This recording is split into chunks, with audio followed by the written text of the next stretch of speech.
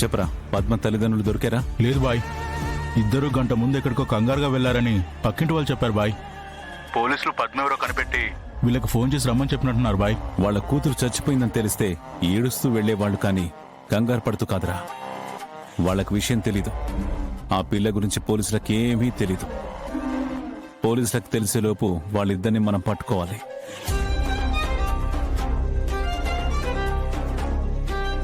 రేయ్, వాళ్ళు ఎక్కడికి వెళ్లారో నాకు అర్థమైంది. ఎక్కడికి వెళ్లారు బాయ్? పొద్దున్న నుంచి కూతురు కనిపించకపోతే ఏ తల్లిదండ్రులైనా ఎక్కడికి వెళ్తారా? పోలీస్ స్టేషన్కి. నువ్వు అర్జెంటుగా ఆ ఏరియా పోలీస్ స్టేషన్కి వెళ్ళి వాళ్ళు పోలీసులకు అమ్మాయి ఫోన్ ఇచ్చి కంప్లైంట్ ఇవ్వకుండా చూసుకో. సరే బాయ్. రేయ్, ఎస్ఆర్ నగర్ పోలీస్ స్టేషన్కి పోనీ.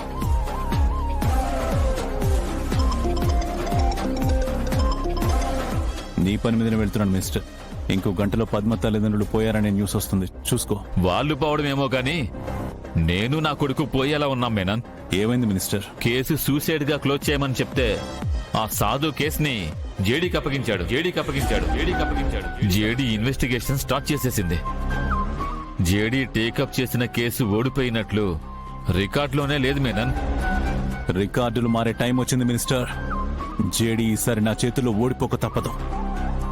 జేడీ పద్మ పేరెంట్స్ ను వెతుక్కుంటూ వచ్చేలోపు వాళ్ళ చావుని జేడీకి గిఫ్ట్ గా ఇస్తా. ఇప్పుడు ఇది నీ కొడుకు కేసు మాత్రమే కాదు, నేను జేడీ మీద గెలవాల్సిన యుద్ధం. నన్ను ఎంతలా టార్చర్ పెట్టింది. బతికుండగానే చావుని పరిచయం చేసింది. ఇప్పుడు జేడీకి ఓటమిని పరిచయం చేస్తా. దెబ్బ ఎక్కడి నుంచి ఎవరు కొడుతున్నారో తెలుసుకునే లోపు జేడీకి దెబ్బ మీద దెబ్బ పడుతూనే ఉంటుంది.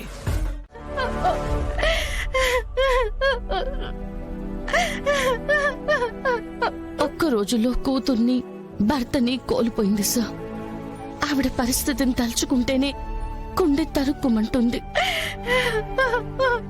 ఎంత బాధలో ఉన్న ఆవిడ దగ్గరికి వెళ్ళి చనిపోయే ముందు వాళ్ళ 16 ఏళ్ల కూతురు ప్రెగ్నెంట్ అని ఎలా చెప్పాలి సార్?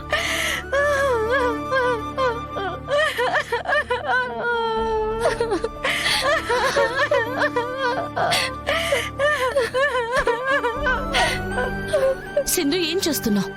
నాకు కొంచెం ఎక్కువ ఎమోషన్స్ అక్క మేడం, ఏమీ అనుకోకండి. ఎవరు బాధపడ్డం చూసినా నేను తట్టుకోలేను. అలాంటిది ఇంత బాధపడ్డం చూస్తుంటే ఈ ఏడుపు ఎంత ఆపుకున్నా ఆగడం లేదు.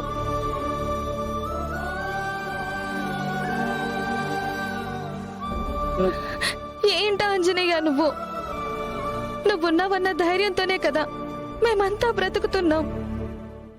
నువ్వే ఇలా చేస్తే, మంచికి తోడుండాల్సిన నువ్వే ఇలా నేరానికి తోడుగా ఉంటే ఎలా న్యాయం గెలుస్తుంది?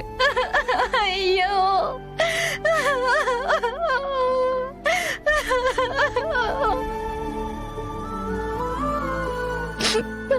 ఏం చేస్తున్నావు సింధు?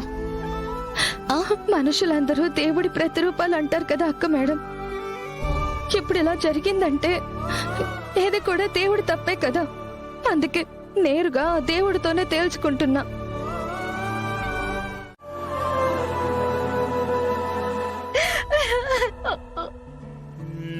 నా కూతుర్ని చంపేశారు, భర్తను చంపేశారు. ఇంక నేనెందుకు బతకాలి? ఎవరి కోసం బ్రతకాలి? మీ కూతురు మీ భర్త చావులకి న్యాయం చేయడం కోసం బ్రతకాలమ్మా. మీరు బ్రతికుంటే మీ జ్ఞాపకాల్లో వాళ్ళు కూడా బ్రతికున్నట్టే కదమ్మా. అందుకైనా మీరు బ్రతికుండాలి. మీ అమ్మాయిని, నారాయణ గారిని చంపిన వాళ్ళని పట్టుకోవాలంటే మాకు కొన్ని డీటెయిల్స్ కావాలి. అడగండి అమ్మా. పద్మని చంపే అవసరం అసలు ఎవరికుంది? లేదమ్మా, నా పద్మ చాలా మంచిది. ఎవరికి ఏ సాయం కావాలన్నా చేస్తుంది. అలాంటి పిల్లని ఎవరైనా ఎందుకు చంపాలనుకుంటారు? మీరు మీ ఆయన ఎక్కడ పనిచేస్తారో? మధుసూదన్ సార్ ఇంట్లో సార్. మధుసూదన్ సార్ ఇంట్లో సార్. మధుసూదన్ సార్ ఇంట్లో సార్.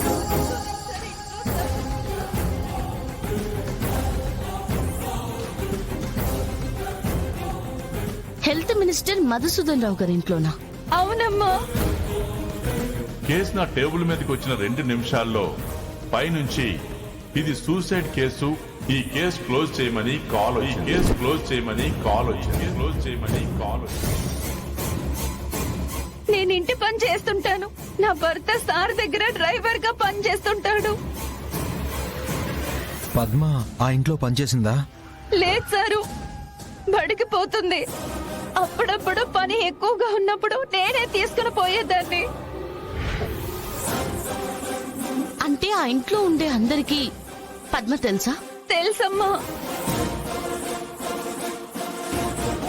ఆ ఇంట్లో మధుసూదన్ రావు అతని కొడుకు మాత్రమే ఉంటారు కదా? అవునయ్య గారు. అయితే మర్డర్ చేసింది మధుసూదన్ రావు కొడుకు అయి ఉండాలి. అందుకే అంత ఫాస్ట్ గా ఫోన్ వచ్చింది. ఆ, మధుసూదన్ రావు గారి కొడుక్కి మన పద్మకి ఏమైనా పరిచయం ఉందా? ఉందమ్మా. అప్పుడప్పుడు మాట్లాడేవారు. కొన్ని రోజుల ముందు బాబుగారు అమ్మాయితో చనువుగా ఉండడం మా ఆయన చూసి బాబుగారితో అలా ఉండొద్దని తప్పని గట్టిగా చెప్పాడమ్మా. 2 నెలల ముందు వరకు హుషారుగా ఉండేదమ్మా. 2 నెలల నుంచి ఎప్పుడూ ఒంటరిగా ఉండేదమ్మా. చెప్పకుండా వెళ్ళిపోయి మళ్ళీ ఎప్పటికో వచ్చేది. ఆ విషయంలో నాకు దానికి చాలా సార్లు గొడవలు కూడా అయ్యాయమ్మా. ఇవాళ అయితే పొద్దున్నే నేను బయటికి వెళ్ళొద్దని చెప్పినా వినకుండా వెళ్ళిందమ్మా. ఎక్కడికి వెళ్తున్నావు అని అడిగినా కూడా చెప్పలేదు. కానీ దాన్ని కొట్టైనా ఇంట్లోనే ఆపుంటే